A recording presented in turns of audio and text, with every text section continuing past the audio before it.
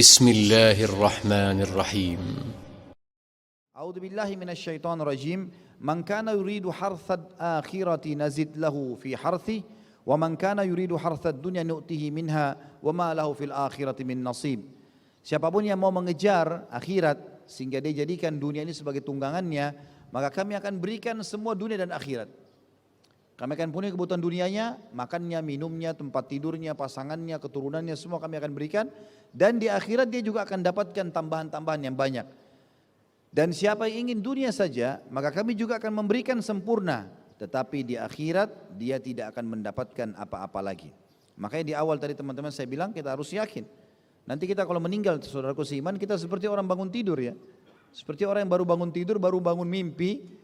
Bukankah dalam mimpi teman-teman sekalian kita bisa rasakan kalau kita naik mobil, kalau kita makan, kalau kita berinteraksi, bahkan ada orang mandi junub ya, dia berhubungan biologis, dia terbang naik pesawat, atau dia mungkin digigit sama hewan. Jadi ada dalam mimpi dia seperti bahagia, dalam mimpi ada juga dia ketakutan. Yang kalau bahagia dia merasa kenapa kalau ada yang bangunkan, kenapa saya dibangunkan, padahal saya lagi mimpi yang enak. Atau kalau dia lagi diganggu, terganggu dalam mimpinya, maka dia pun berharap supaya jangan ada, dia bersyukur atau berterima kasih pada orang yang membangunkannya. Sebenarnya kehidupan dunia seperti itu. Kita akan seperti bangun tidur saja nantinya. Oh ternyata ini dunia, ini loh kehidupan saya. Pada saat ruh kita keluar nanti teman-teman sekalian, tidak mengenal umur ini, tua atau muda. Kita kalau meninggal nanti maka kita akan lihat ruh dari ruh kita waktu dicabut, kita akan lihat jasad kita itu. Dikerumuni oleh orang kalau tabrakan atau dinakisi oleh keluarga kita, ruh kita melihat itu semua, menyaksikan.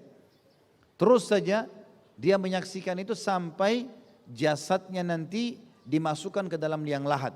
Barulah ruhnya dikembalikan ke liang lahat itu untuk diminta pertanggungjawaban. Tapi selama itu dia melihat, kita melihat semua diurus, diproses, tapi kita nggak bisa buat apa-apa. Sebagian ulama salaf mengatakan orang kalau sudah meninggal, kalau dia orang beriman, dia ingin menyampaikan pada keluarganya, saya sudah bahagia, tapi suaranya nggak sampai. Seperti orang teriak di langit, sementara keluarganya di bumi. Walaupun dia merasa dirinya dekat, dia bisa lihat mereka. Sampai nanti jasadnya dimasukkan ke dalam kubur atau liang lahat. Begitu pula kalau dia orang fasik atau orang kafir, dia minta keselamatan, tolong saya, selamatkan saya. Tapi suaranya seperti antara langit dan bumi. Dia teriak tapi tidak kedengaran sama sekali.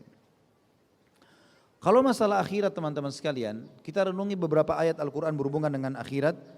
Surah An-Nisa surah nomor 4 ayat 77 misalnya, A'udzu billahi minasyaitonir rajim, kul mata'ud dunya qalilun wal akhiratu khairun liman ittaqa wa la tudlamuna syai'a.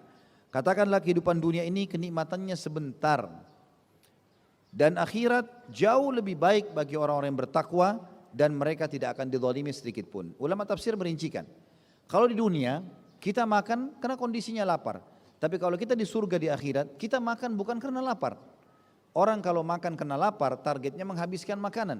Orang kalau makan karena bukan lapar, dia akan menikmati.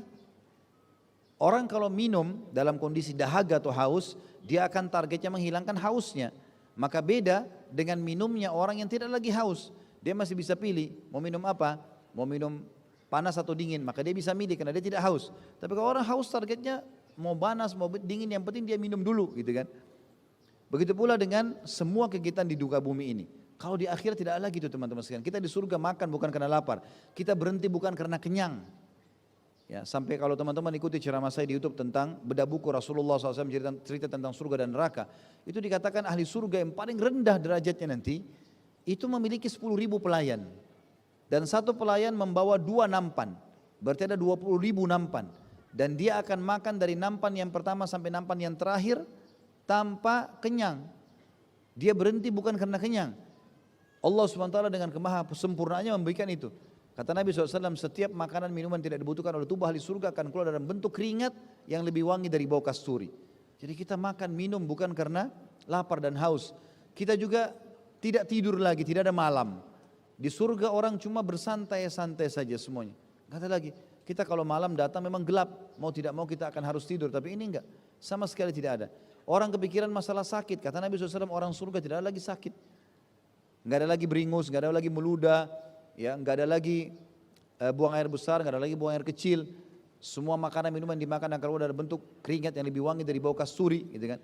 Dan pakaian mereka tidak akan punah, umur mereka pun tidak akan habis.